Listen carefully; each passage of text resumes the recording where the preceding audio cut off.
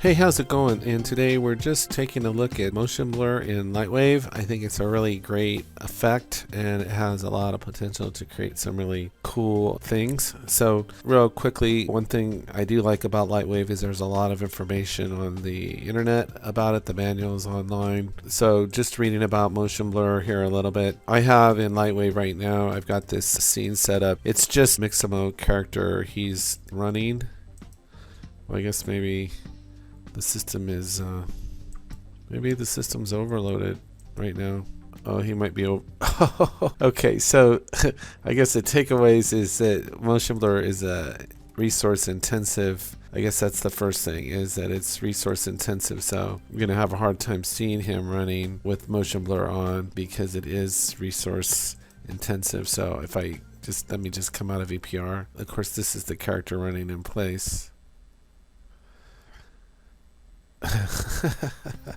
So anyway, but if we go into VPR, a lot of it's here in the camera properties. If we click motion blur, then we have the blur length, the subframes, shutter open, and all this. But to know what all these mean exactly, you can go to the LightWave manual and then it explains everything. So I'm just going to talk about some of these and what they mean to me. If they mean something else to you, please feel free to share. Blur length is just literally what it says. The higher this is, by default this is set at 50%. But what I noticed was, one of the things I wanted to share was that this is the blur at 30%. What I realized was that you can actually get kind of a cool effect with setting your blur length actually lower than the default, like at 30. So it actually kind of gives you, in a sense, a more realistic blur, because it's, but then 50, if you go up to 100, 200, some of these are, let me see, I have some pictures here. This is, I believe, is the blur set at 200%. So that is, of all these settings on the motion blur, that is the one setting that can go over 100%. All these max out at 100%. I take subframes to be almost like a quality setting,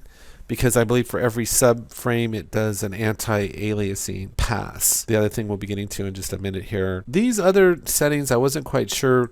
One thing that's kind of interesting about the manual is it doesn't really tell you like what a high setting might mean and what a low setting might mean. Like this one, shutter open, lets you shift the time of the frame up to one frame forward or backward for the purpose of controlling whether the motion blur covers the first half of the frame, the last half the middle, in order to match the motion blur from other applications.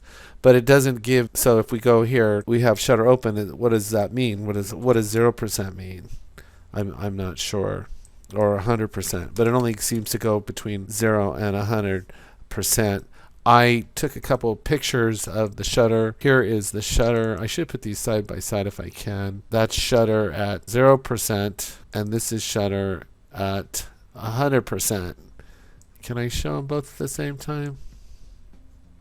Let's see. Can you see that? Honestly, don't see any much of a difference between them. Maybe this one looks a little blurrier, but as far as what the blur and the first half of the frame, last half, middle, it does. I don't really see much of a difference. So I'm not sure about that setting. But of all the settings here under motion blur, I would say the blur length, the subframes are probably the rest, are the most important ones. By default, this is at 0. Actually, rolling shutter is at 0. One of the key things, I guess, is the quality setting. So if we go back into the LightWave manual, we'll see here it talks about anti-aliasing, and that's controlled under the adaptive sampling. So this was actually a picture taken with a low, the default adaptive sampling, which is 1 to 8, and you can see it looks pretty pixelated to me. It doesn't look very smooth. This is with it set at a much higher, I believe it was 8 to 16 here for the adaptive. So the higher your minimum and max samples here, the better quality of motion blur you're going to get. So a lot of it is just getting in here and playing around, but these are pretty much the basic ones. I didn't really see much of a difference between these settings here, which all max out at 100. The blur length I did. The subframes appears to be quality, and then here you want to adjust your samples higher to get a better quality render. And then also under your lights, it's recommended according to the manual that you might increase your light sampling as well to get a better render. And that's it. That's just a quick and dirty look at motion blur. I think it's a really cool effect, and I'll play around with it even more, and I hopefully might post more information about it later. So anyway, take care, have a great day, and I will talk to you next time.